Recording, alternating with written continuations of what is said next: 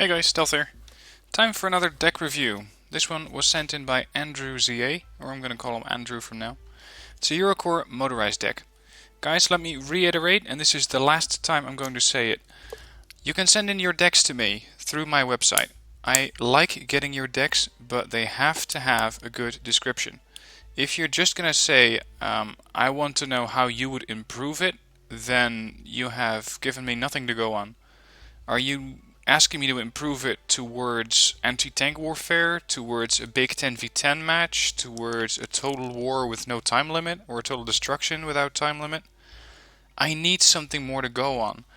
The better your deck goal, the better your deck description of what you want me to do with it, the better I can give you feedback on your deck. So the next time I'm going to get a deck that just says, I want to know how you would improve it, I'm just going to ignore it. If you send in something like that, I'm just not going to make a video about it. Okay, with that out of the way, let's have a look at this motorized deck. Andrew sent it in and he said this is my go-to deck when I want to win. It does struggle in open warfare, but no more than any other motorized deck. And yes, that is something that a motorized deck suffers from. Motorized decks, if you've never used them, they're fast. They are very, very mobile because almost all of their vehicles are wheeled vehicles. And that's their flexibility. They can really quickly make advantage or take advantage of a breach in the enemy lines and flood it with infantry. They can quickly capture towns and they can hold those with very, very good infantry because you do get an elite or at least a veterancy bonus to that infantry.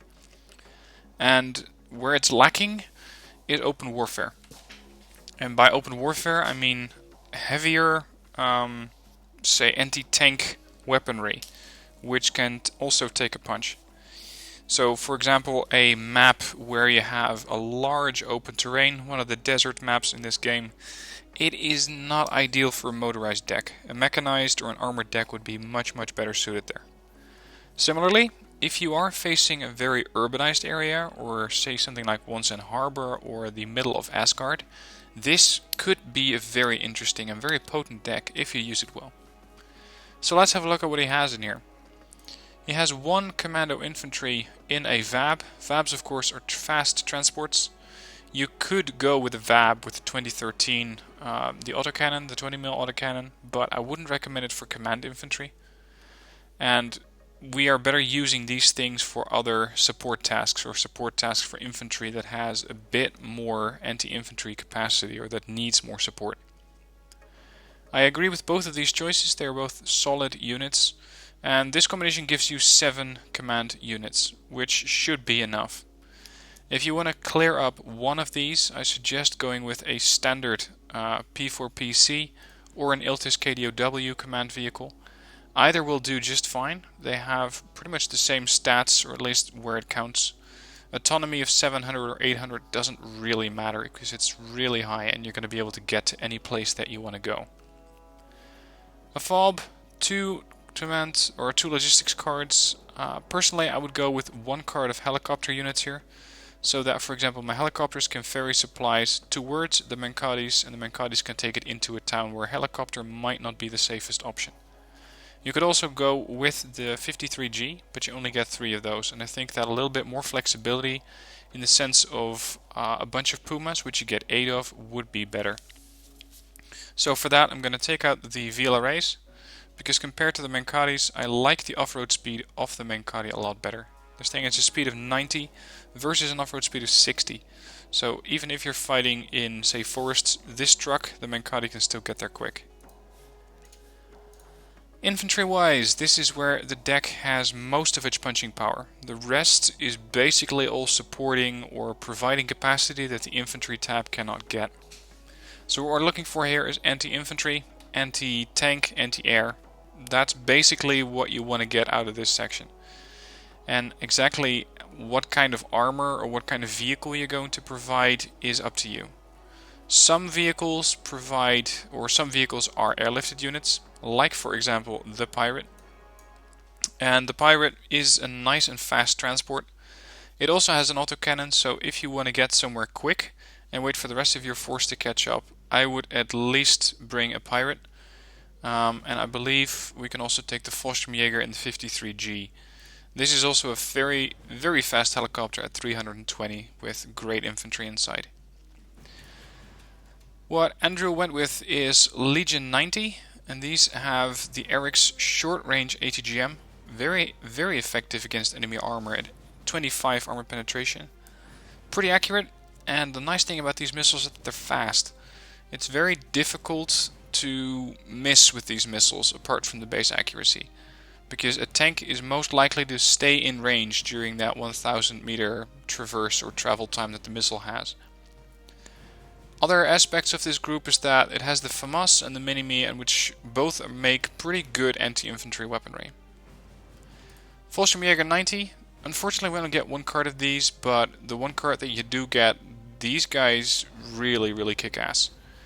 They have a very powerful assault rifle, very accurate, high rate of fire, good suppression, and the light machine gun 3, the LMG3, is a nice addition because you can also use CQC, or it can be used in CQC. So these guys can actually provide a lot of firepower, as well as deal effective and fast damage to enemy infantry or enemy armor. 24 armor penetration, good accuracy.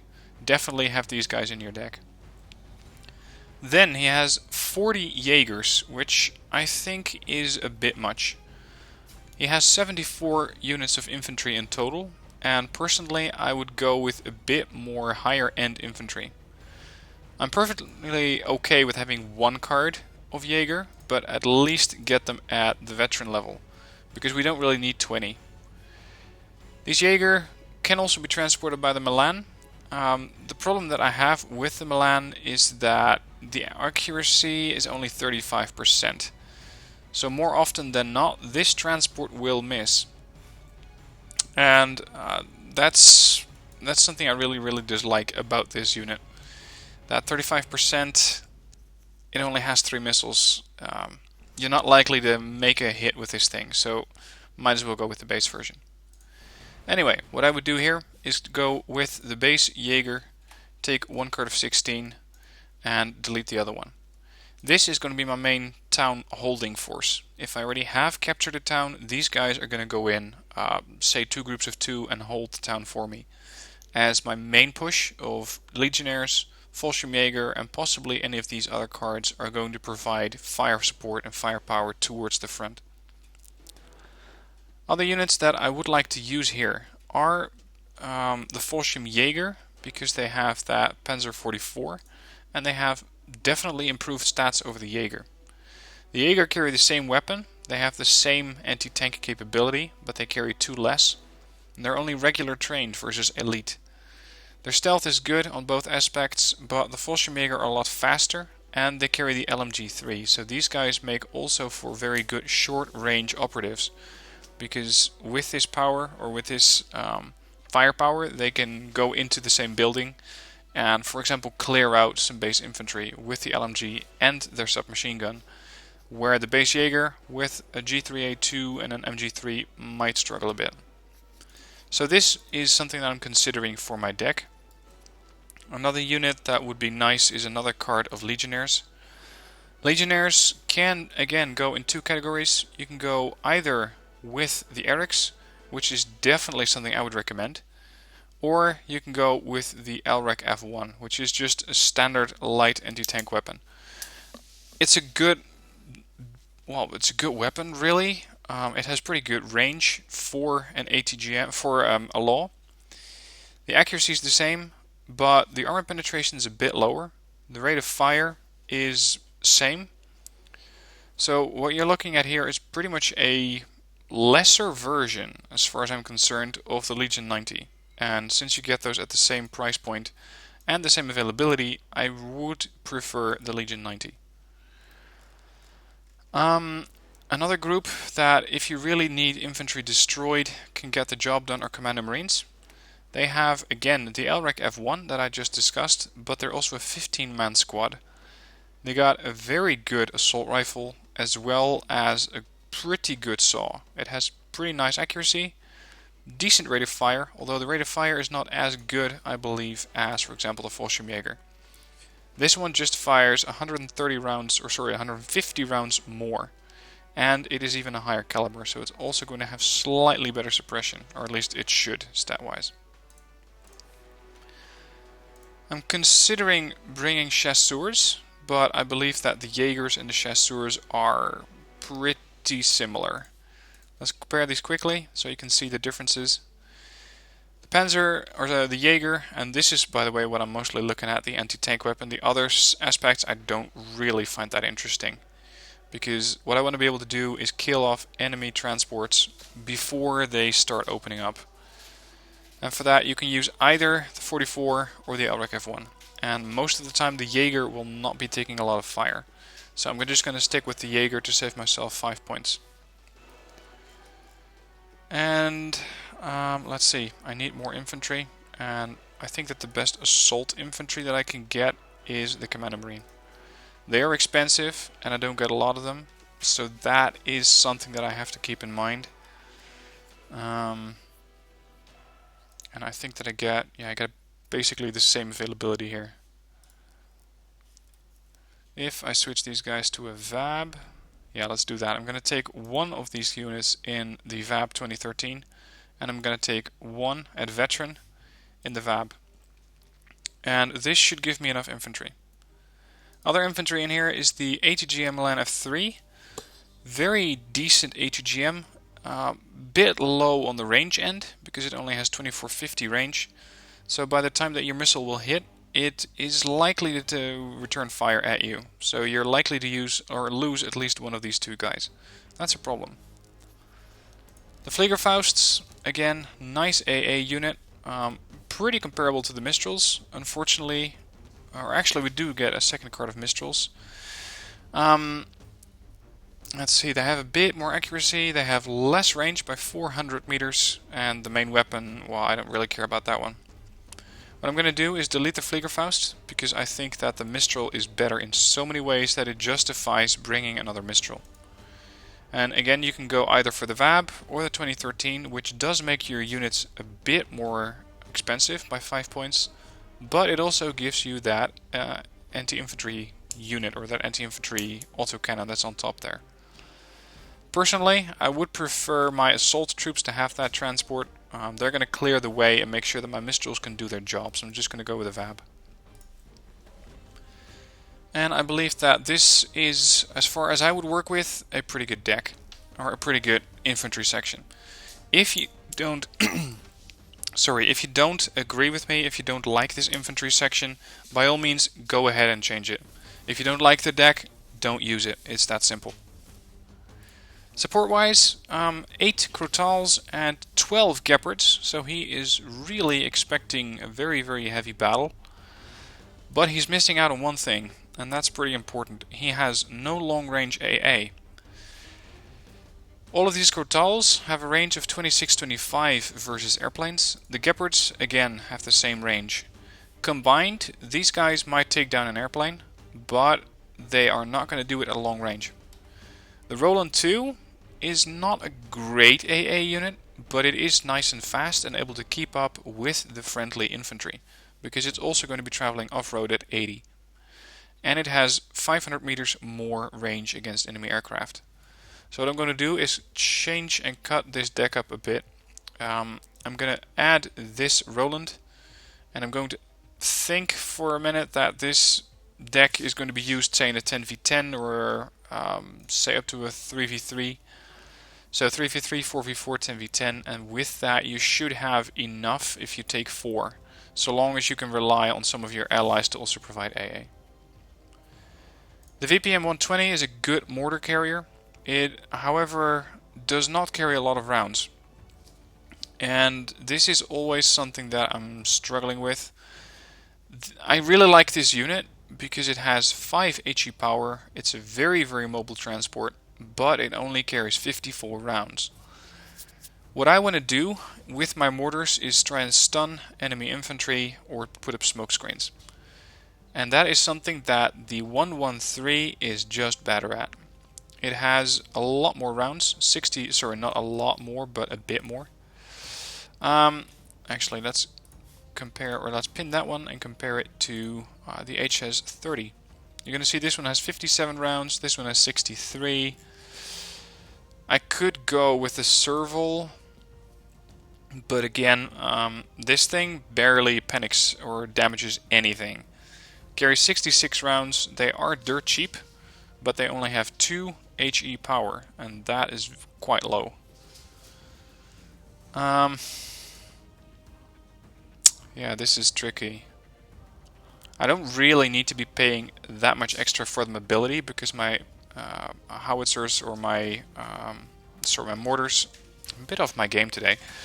My mortars don't really need that super mobility, and let's see how many I get for the VPM. I get 4 at best, and okay, that does it. I'm going to go with 6 113s. They are less mobile, but they carry more shells. They're also 50% cheaper when compared to the VPM. And for, say, 2 of these at 160 points, I can deploy 3 of these. So that's going to allow me to put up more smoke faster. Then what I want to have in here is a support unit, and I want the Caesar. The Caesar is going to turn any unit that you need sniped into dust really quickly. These guys don't need long to acquire their target. They are going to fire very fast. They're going to be not taking, say, 2 minutes before you can actually fire your shell. And that makes them an exceptionally good support unit. I really like these things because they can support my infantry and panic or stun tanks where my other infantry might not be able to do it. So with this, I think I have a worthy addition to this deck. Tank-wise, we don't have a lot of options. Andrew here went with 24 Leopard 1A5s. I don't think that is the best option per se, because it doesn't give you a lot of flexibility, and that's something that I'm always looking for. I always consider my decks to be toolkits, and whenever I see a problem or an enemy unit on the map, I want to have as many different tools in my toolkit to possibly counter it. If I take 2 cards of Leopards, I don't really have that flexibility. If I compare the Leopard to the Brennus, you're going to see that the Brennus has an additional advantage, or has some advantages over the 1A5. It carries a bit more armor on the front and the sides. It has a little bit more accuracy, but it has no stabilizer. And it carries this autocannon, and this autocannon is where things get interesting. Because the autocannon will help you suppress enemy infantry, but there's something that you need to know about this tank. You cannot really see it on the tank itself, but the autocannon is mounted coaxially to the main gun. That means that you can either fire the gun or the autocannon, and the tank itself will always try to fire its main gun until it runs out of ammo. So you will not be using that autocannon too much. And that means that if you want to force the tank to use this thing, you're gonna have to turn off the main gun, which means micromanagement, and that's something that this unit, a 65-point tank, it doesn't really deserve it. So other units have pretty much the same stats. AMX-30B2, very accurate tank for an only 40-point investment. Stuff that is lower down this line is not as interesting. Low accuracy, 40% on both. The Leopards, 1A4s make very, very good support tanks. Let me state that. 1A5s are a bit more expensive, but 1A4s, if you say mix 1 or 2 into a friendly push, or a push with your own infantry units, your own infantry transports, these will take out enemy transports really quickly. So that is something that does, or that would make the 1A5 worth it, where the 1A4 worth it, where the 1A5 would be more useful for pushing. The 1A2, I wouldn't touch it. It's only a 30-point tank. Doesn't make it a bad tank, but the low accuracy, low stabilizer does make it a bad tank. Other options we have here are the AMX-10RC5B or SB. How you want to use your deck and if you want to use this transport depends, this tank depends on how flexible you want to be. This is the only tank that you can get from the tank section that is fast enough to keep up with your transports if they're going off-road. The VABs all travel at 90, the Fuchs travel at 105, and with that, this tank can keep up at 85. Your Leopards at 65 or 65 will lag behind. So depending on how aggressively or how fast you want to make your deck, you can either go with a support 1A4 if you're going to stick to the roads, or you can go with an RC, which is very fast but carries almost no armor. Personally, I'm going to go with the 1A4 because I think that that is going to fit my playstyle a bit better. And I'm going to upvet these 1A5s to only have 8. I only have 20 tanks this way, but I'm expecting or I'm hoping that my teammates will support me with other tanks. So if there's an armored deck player, I can always request tanks from him. Another thing that I just noted here is that the Fallschirmjäger 90 are transported in the Milans, and I don't want them to do that. I want to get these guys in their standard Fuchs transport. Recce-wise, we got quite a few interesting options, and you're going to see the AMX-10 RC, which is basically the scout version of this tank. The AMX-10 RC has a bit less armor. The gun is slightly inferior at only 5% less accuracy, but you're losing 4 points of armor penetration. Other than that, it is pretty much the same tank, but it has good optics versus medium optics. And that is something that makes this an interesting spotter unit, because it's really fast, 85 off-road. Unfortunately, it only has good optics, but you can still use good optics to spot tanks for example, your helicopters. Unfortunately, there's not that much in the sense of other transports or other recon vehicles that I would consider here. We got the MX-10 RC. Choices that I would consider are the 1390, just because of that insane 13 rounds a minute rate of fire, or one of the Fuchs line. These are significantly bigger compared to the 10 RC, or at least that's the way they look. They are, however, still medium size, so don't let that size in the garage here or the armory fool you, because they're not that much bigger.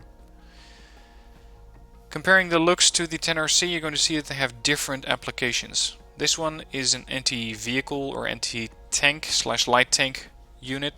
This one's anti-infantry. Only carries 2 armor penetration, has nothing more, and cannot take on enemy transports or enemy tanks that well. 10RC can do that pretty reliably, and they both have virtually the same armor profile. They're also both amphibious, so don't forget that. You can use these guys to create or cross small rivers, and that is something that can be useful, because it will allow you to appear somewhere where the enemy might not expect you. The Razit, I wouldn't personally use this as an active scout, because they are too expensive and you don't get enough of them. They do, however, have exceptional optics. But for very good optics or exceptional optics, you're also going to be paying quite a lot of money or quite a lot of points. One unit that I would personally love to have in here is the Mistral. This thing you only get 4 of. It has very good optics, is extremely mobile at 95, and it carries these Mistrals. And this is an unexpected AA missile, or at least somehow it still is. Most people just don't expect this thing to return fire. And that's going to cost you some very expensive helicopters if you don't know that this unit can shoot back at you. So personally, I would love to have this thing in here. I'm not sure if I can get this thing in here. Yeah, I think I do. I'm going to scratch 1 tow launcher. And, oh, never mind. I don't have the points to do that then. The 10RC, as I said, fast, nice unit.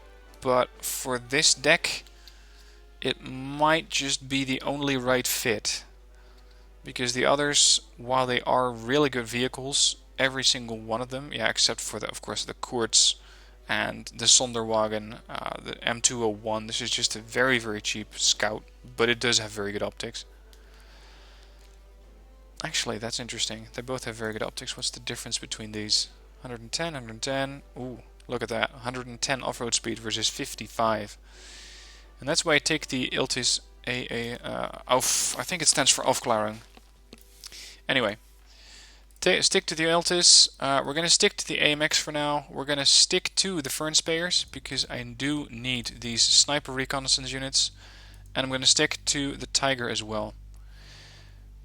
Eurocorps doesn't really have any high-end infantry units in this section, other than the Commando Para. But for very good optics, or at least somehow it still is, most people just don't expect this thing to return fire. And that's going to cost you some very expensive helicopters if you don't know that this unit can shoot back at you. So personally, I would love to have this thing in here. You can get this thing in here. Yeah, I think I do. I'm going to scratch 1 tow launcher. Combining a group of commando para with their very good optics with any of these infantry groups, but mostly, for example, with Fallschirmjäger, would make for a very potent stinging force. But this seems to be mostly geared towards capturing and fighting it out in towns, so I'm going to stick to that. Vehicle-wise, he has 16 of these Weasel 1s. Not what I would use. Reason for that is their 200 kilometer autonomy, which means that you're going to have to babysit these guys. They will run out of fuel, and they will do so rather fast. You might not even make it to the enemy front line. Moreover, you're more likely not to make it. So the Weasels are out, despite having really good accuracy and a nice armor penetration. So what I want to do is try to find some other units that might be an interesting support for my deck. The Mortar VTS-1 is something that I always turn to for that role. They are pretty accurate. They have an okay-ish rate of fire at only 6, some armor, but this main gun can punch through vehicles pretty reliably because it has 15 armor penetration. So the Martyr VTS-1 makes it into the deck. ATGM wise, we already have the Erics, we have the ATGM line of 3, we have medium anti-tank on the 1A5. Helicopter wise, we're going to see a high AT, so I don't really have to go armor penetration for this one, or anti-tank. It depends again on your playstyle. If you want to do hit and runs, go for the Iltis Milan 2, because they have extremely high off-road speed. It's just a Jeep with an ATGM, that's all it does. Keep in mind though, it needs a spotter. Poor ATGM, or poor optics on this one. AMX hot, low accuracy. In an ATGM, what you're really looking for is a sort of sniper. You want this unit to kill a tank right away, or it's going to get itself killed and you're going to lose 45 points or more. So that's why their hot is not that interesting. AMX 10P Milan, same problem, low accuracy. No good choice for me. The ERC 90s, they're a pretty interesting transport, an interesting, what do they call it? Fire support vehicle, an FSV. 95 off-road, okay-ish armor penetration at 11. It's not great. Rate of fire is 7. It's pretty average. Accuracy is pretty low, and range is bad. So this thing needs to close in to pretty much punching distance or knife fighting distance before it can really do something. And I think that really the only unit that I could consider for the ATGM role is the Jaguar 2. I'm going to upvet these guys as much as possible. They at least have some armor. Upvetted, they're going to have 24% more accuracy. So you're going to be facing 75 to 80-ish% accuracy, and that might just be enough. Helicopter-wise, I need ATGMs and I need AA capacity. So we got the Celtics for that. We got the the Gazelle Hot 2s with their very, very good ATGMs. These guys I always use as a sort of interceptor force. At 310 kph, they're going to arrive very, very quickly if you're looking at an anti-tank or an anti-tank need, say an armor push from the enemy. Tiger 2 HAP, I would take these and both the HAP and the HAD at 3. Reason for that is that these are very good helicopters. I know that hardened will make them more accurate, but 55% accuracy on the Hot 2 is not bad. 60% accuracy on the Mistral isn't bad either, and the 68mm rocket pods are pretty accurate for rocket pods either way. Don't underestimate this thing's main gun, because the Jihad 30 with 30mm rounds will wreck vehicles. They have 3 armor penetration, and this rate of fire and this extreme arc, as well as a decent stabilizer, means that these things can just fly by and kill an enemy transport, or IFV, or something like that. Leaves us with the Air Tab, 1 Rafale at elite level, good choice, solid air superiority fighter, and it's, I believe, the only fighter in the game that has medium stealth. So the enemy might not always see this thing coming before it's too late. 1 Tornado ECR, it's the only one you can get at hardened. Nice seed unit, keeping that in. A bomber to support my infantry troops and just try and stun or destroy enemy infantry or vehicles. And the Super Itandar SEM as a tank sniper. You went with 2 of these at veteran. I think that is a good choice because you need these things to hit. At 90 points and with a 30 armor penetration, they can take out pretty much any tank in one missile. As far as Naval goes, he went full airplane here. And let's see, he has all the fast, or not all the fast, yeah, he has all the fast aircraft. Personally, I prefer to keep all of my ATGMs or my anti-ship missiles at the same type of weapon. And what I mean by that is that the Tornado MFG, while the Cormorants aren't bad, don't get me wrong. The problem with the Cormoran is that they fire at closer range. The range distance here is 700 meters. So that means that you're going to be facing AA guns, AA missiles at this range. The Harpoon does not always have that problem. It depends on how you're going to fly that unit in. So what I prefer to do is to also get, and let's see where it is here, the CF-18 ASUW stands for Anti-Surface Warfare. ASW is Anti-Submarine Warfare. This one also carries the harpoons similar to my already existing Super Hornets and the F-111Gs. So you're out and you're in. One Tomcat for a long range anti or air superiority fighter. Or actually, that's not really the right term. I suppose you should call it an interceptor. And tram intruders as a sort of supporting ASM force. The thing is, it's slow. It's very, very slow at 750. But if you can get these mixed in with a friendly group, you're going to have to try and time it right, because all of these aircraft, the CF-18s, the F-18s and the F-111s, are traveling at 1000. This one is 250 kph slower. But if you can mix it in with a group and try to have them all arrive at the same time, you will be adding 4 anti-ship missiles to your assault force, which could just make the difference. The problem that this will create is that you have 9 naval units, and this is all aircraft, so this could potentially fill up your entire air tab if you want to call in all of your aircraft. It's not likely to happen, but I do plan for these things. So considering that we also have 6 aircraft here, I suppose you can I would only have, say, one of these, one of those, one tank sniper and maybe 1 bomber, so I need at max 5 units here, at least 5 airplanes. So I'm going to take out the tram intruder and have 7, have some in reserve. Let's see if I can get a capacity in here that is not already in. I'm not going to go with any kind of ship, because I don't need those. Having 1 ship in is just utterly useless. So all the ships are going away. Helicopter warfare or anti-helicopter, anti-ship helicopters, I don't really like to use those either. So that leaves us with pretty much everything else. Let's see, also take out the interceptors. Yeah, I think this looks about right. We can go with the VPM 120s if you really want to have these things in your deck and you have a naval map. Try and pick these. AMX 1390s, as mentioned, I like these units because they have a good rate of fire and they are surprisingly lethal because they don't fire kinetic rounds but heat rounds, and that means they will always do some damage. You could go for Burliers, but they are supply hogs, and you already have all of your anti-ship missiles mounted on airplanes anyway.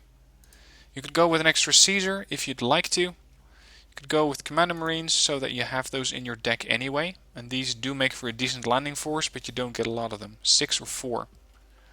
Crotals would be useful as another AA unit. It depends on whether you think you need these or you can manage your support units well enough.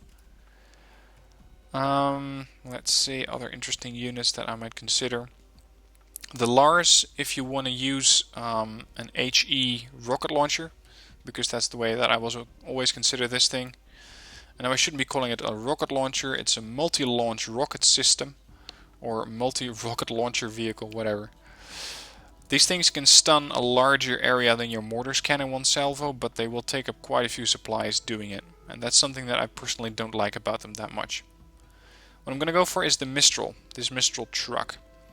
And with this Mistral truck I have another very potent reconnaissance vehicle that I can call in and that can take out enemy aircraft with that Mistral. So I can use it either for my own reconnaissance purposes or to support a friendly landing and provide some AA there. And I believe that that's about it. I wouldn't really consider any of the other units.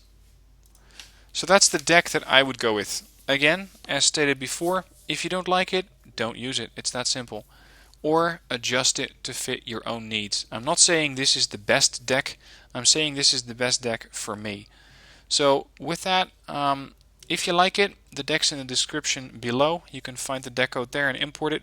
If you don't have, or if you have trouble importing the deck, try deleting all the hyphens. So that's the digit next to the 0 on your keyboard, because sometimes copy and pasting it into Wargame will add some hyphens to the code, and Wargame will reply, this code is not valid.